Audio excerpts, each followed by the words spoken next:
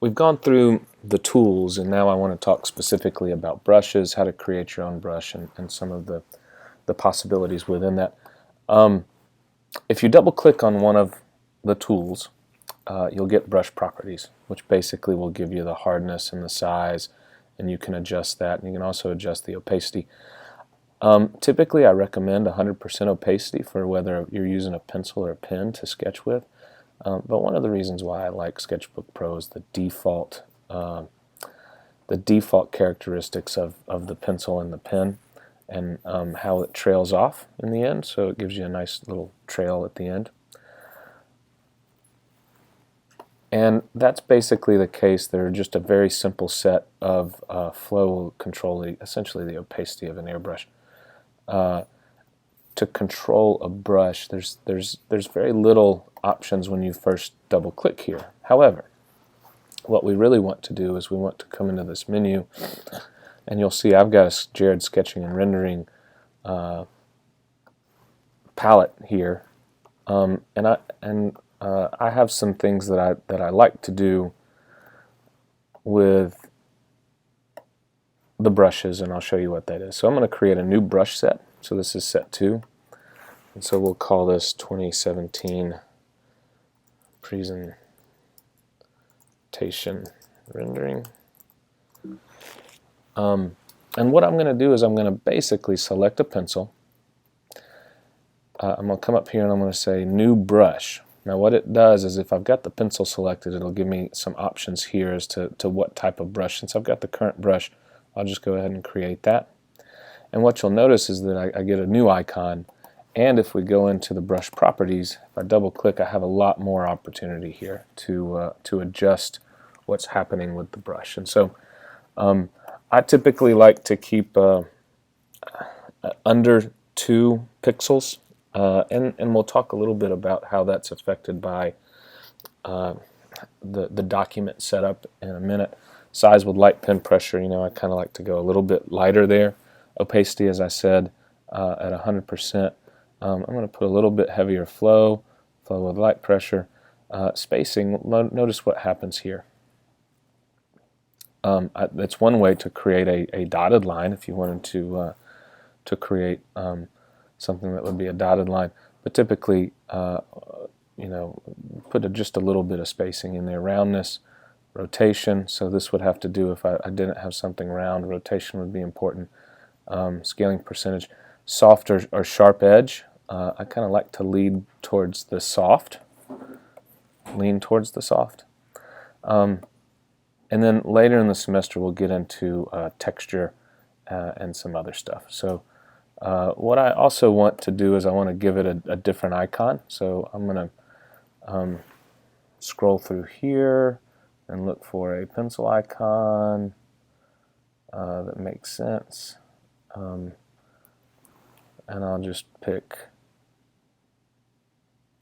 this generic one.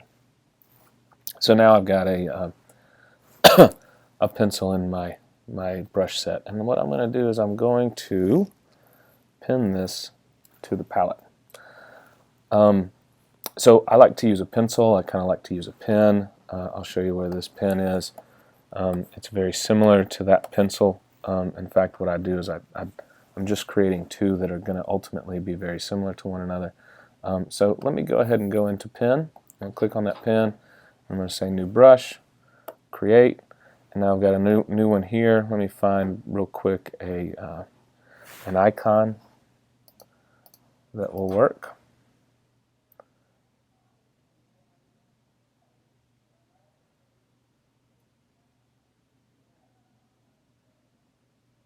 I'm just looking for something that's a generic pen.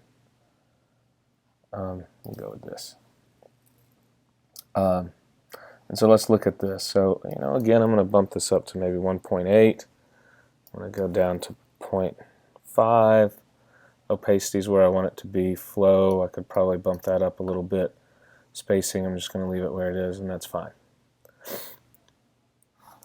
So, I think we're in good shape. I don't often use the markers. You maybe see that I do have a marker up here, but I prefer to use essentially just a paintbrush. And so What I'll do is I'll come here to this paintbrush, add a new brush, and what I'd like to do here is I'd like to make my opacity with heavy pressure somewhat large. Sometimes what I'll do is adjust the size and go like fairly large with one, so like up to 100 pixels, and then maybe adjust this so that I'll have a large paintbrush, and then I'll have one that's small. But ultimately, at the end of the day, what you'll end up doing is you'll adjust the size of your brush with this little puck over here. But it lays down a solid. It's somewhat feathered on the edge. You can change that again with some of the softness versus sharpness. So here I've got it just completely sharp, which, you know what? Here's what I'll do. I'll make a sharp one and a not so sharp one. Flow with heavy pressure. Let's go up to 100. Flow with light. I can knock the opacity down a little bit with light pressure, but ultimately that's what I want. And so let's change this. Let's figure out a way to display or show kind of what this looks like. Let's go with this, and then I'll add another one. So let me just go to a new brush, create, and what I'll do here is I'll knock down sharpness in case I want something that's a little bit softer on the edge. And we can change that icon like so. Now, I do use an airbrush for adding highlights and shadow.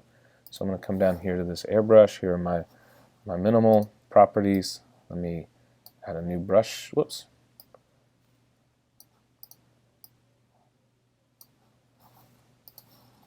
On the airbrush, I want a new brush.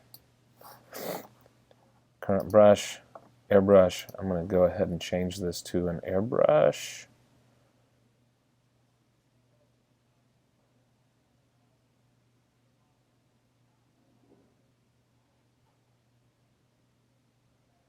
Let's use this one. And what I like to do here is I think I want a little bit more flow than they have, and I want to be able to adjust the flow with my pressure. So I'm going to leave like light flow down there, opacity with light pressure, opacity with heavy pressure. Let's move this somewhere in the middle. So this is the kind of brush I want, and ultimately what I'll use this for, I'll use large ones to create gradients and to add highlights and shadow. So I'm going to make this fairly, I want a lot of gradient. I'm going to make this not so sharp, really soft edges.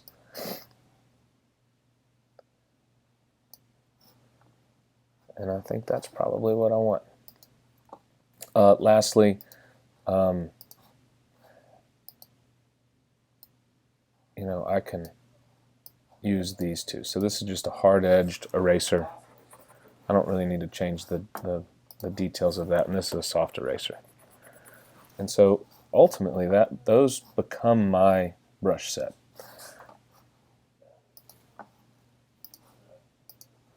Like I said earlier, with each of these I can adjust. I don't use this puck. I can adjust the size simply by dragging left to right.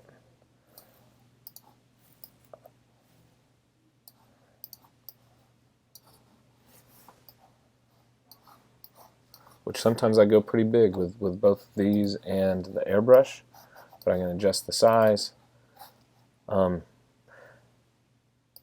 Sometimes I do make a large hard eraser and a small hard eraser. But anyways, that's kind of an introduction to how the brushes work.